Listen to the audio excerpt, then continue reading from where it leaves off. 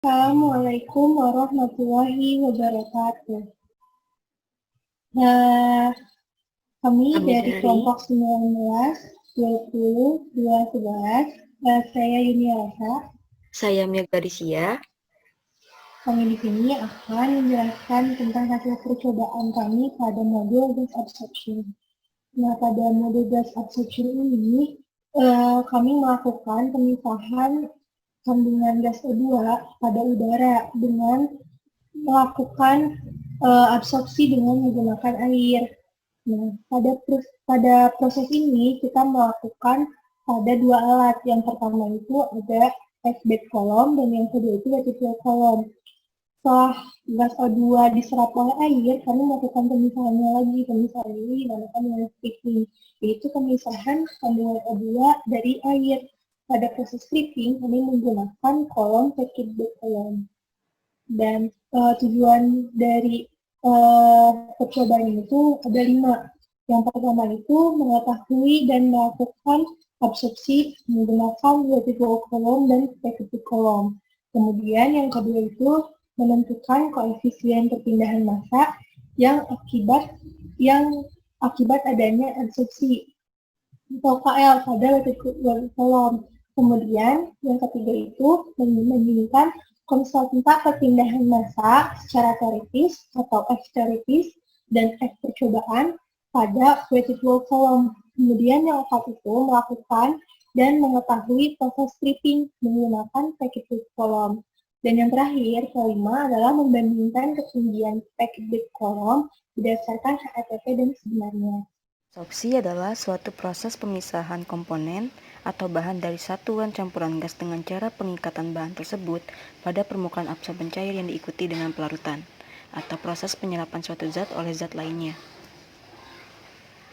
Proses absorpsi banyak ditemui di industri kimia. Alat yang digunakan untuk mengabsorpsi kita kenal dengan absorber.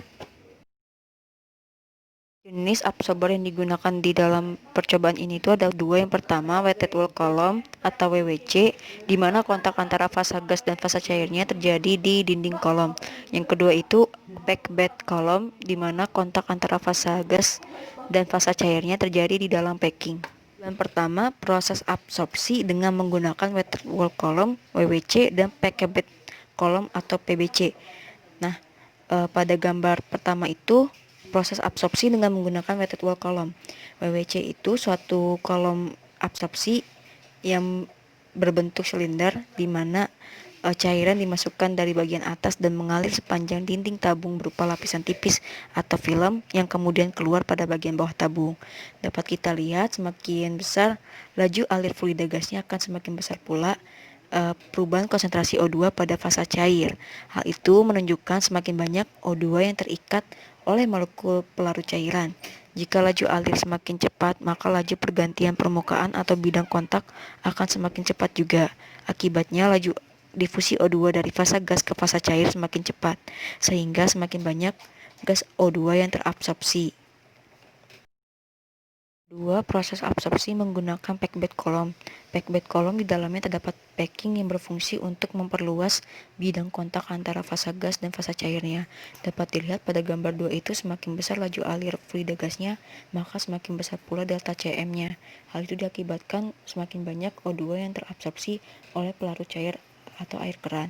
Dapat dilihat pada gambar 1 dan gambar 2 itu. Kemudian yang tujuan yang kedua itu menentukan koefisien perpindahan massa pada weighted wall column. Nah, penentuan koefisien perpindahan massa ini bertujuan untuk mengetahui seberapa banyak kandungan O2 dalam udara yang berdifus pada pelarut. Nah, hubungan antara laju alir dan koefisien perpindahan massa ini berbanding lurus. Jika laju alir fluidanya besar, maka koefisien perpindahan massanya akan besar pula. Ketika keseimbangan terjadi, maka proses perpindahan massa berhenti. Keseimbangan diasumsikan terjadi pada permukaan batas antara fasa cair dan fasa gasnya. Nah, perpindahan massa dapat dipengaruhi oleh jarak perpindahan massa dan konsentrasi. Pada percobaan yang telah dilakukan, nilai KL ini berbanding lurus dengan laju alir cairnya,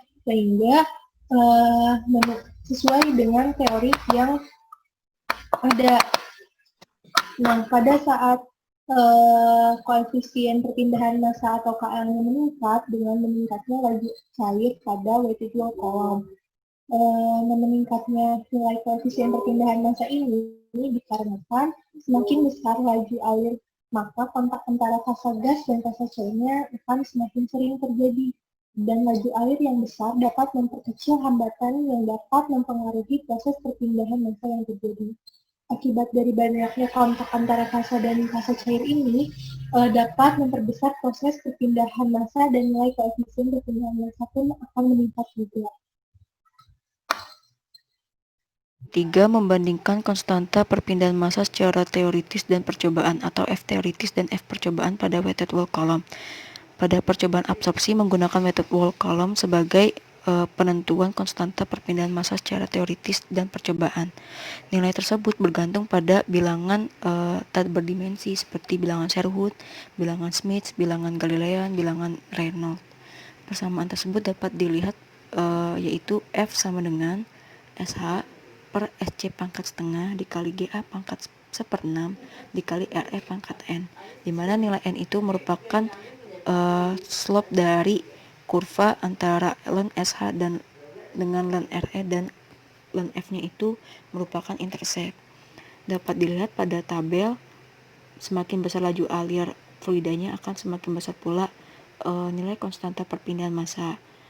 Dapat dilihat secara teoritis itu lebih besar dibandingkan secara percobaan, sebab di teoritis diasumsikan keadaannya itu ideal sehingga O2-nya yang terabsorpsi itu semakin besar. Nilai yang kami dapatkan pada percobaan itu nilainya berfluktuatif. Itu diakibatkan dari beberapa faktor, salah satunya kerja pompa yang tidak stabil.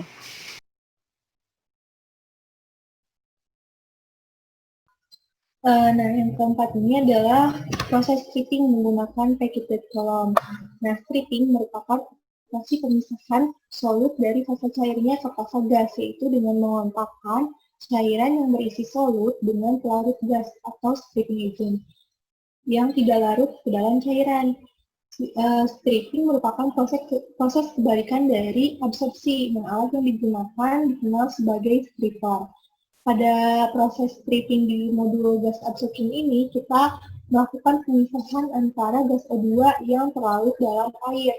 Gas O2 ini yang terlarut dalam air kita kontakkan dengan menggunakan gas nitrogen N2. Nanti N2-nya akan O2-nya akan terpisah dengan air pada pelarut itu. Pada hasil yang didapatkan dari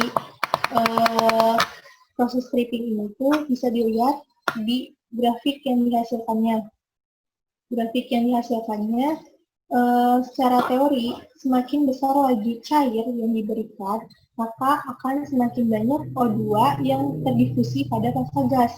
Hal tersebut mengakibatkan perbedaan konsentrasi awal dan akhir atau delta CnO2 akan semakin besar. Nah, berdasarkan kurva, terdapat penyimpangan hasil, di mana penyimpangan ini dapat diakibatkan oleh kerja pompa yang tidak stabil, sehingga difusi O2 tidak maksimal. Kemudian selain itu adanya pengotor di permukaan packing. Pengotor ini dapat berupa lumut atau kotoran yang terbawa oleh fluida cair yang masuk ke dalam packing. Nah, adanya pengotor ini dapat menghambat kontak antara fasa cair dan fasa gas. Akibatnya, O2 yang berdifusi menuju gas N2 akan berkurang. Bisa dilihat dalam grafik tersebut ada nilai yang tidak sesuai dengan teori.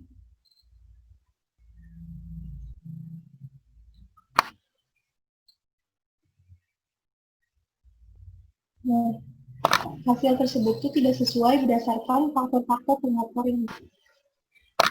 Untuk tujuan kelima yaitu perbandingan HETP dan inti sebenarnya. HETP suatu metode yang digunakan untuk lain atau merancang mengira bahan isian. Nah, HETP ini dapat didefinisikan yaitu tinggi bahan isian yang akan memberikan perubahan komposisi yang sama dengan perubahan komposisi yang diberikan oleh satu plat teoritis. Dari hasil percobaan yang kami peroleh, nilai HETP yang didapatkan itu berkisar di antara 1,488 hingga 1,7336. Sedangkan tinggi kolom sebenarnya yaitu 0,8 meter. Nah, untuk faktor penentuan HETP sendiri dapat dipengaruhi oleh laju alir fluida, konsentrasi fluida, dan tinggi menara kalom. Penyimpangan yang terjadi dapat disebabkan oleh beberapa faktor, di antaranya kecepatan laju alir gas dan laju alir cair yang tidak stabil. Hal tersebut menyebabkan proses difusi tidak berlangsung dengan optimal. Diperlukan keseimbangan dengan waktu yang sesuai agar kontak yang terjadi mencapai keseimbangan. Dari kesimpulan yang kami dapatkan dari percobaan ini, yang pertama itu dari proses absorpsi dengan menggunakan weighted wall column dan packet bed column diperoleh perbedaan konsentrasi terbesar pada percobaan packet bed column. Jadi bisa disimpulkan bahwa menggunakan absorbent packet bed column itu lebih baik dibandingkan dengan menggunakan weighted wall column. Kemudian yang kedua itu semakin besar laju air fluida, cair maupun gas, maka semakin besar pula koefisien perpindahan massa atau nilai KL-nya. Kemudian yang ketiga, konstanta perpindahan massa secara teoritis lebih besar daripada konstanta perpindahan massa secara percobaan. Dan yang keempat, semakin besar laju fluida, maka semakin besar pula selisih nilai konsentrasi O2 awal dan O2 akhir. Dan yang terakhir adalah nilai HETP yang didapat lebih besar daripada tinggi kolom sebenarnya. Hal ini terjadi karena beberapa penyimpangan yang telah dijelaskan tadi. Sekian penjelasan mengenai hasil percobaan gas absorption dari kelompok kami. Terima kasih atas perhatiannya. Wassalamualaikum warahmatullahi wabarakatuh. Coba dulu. Kumain deh. Oh.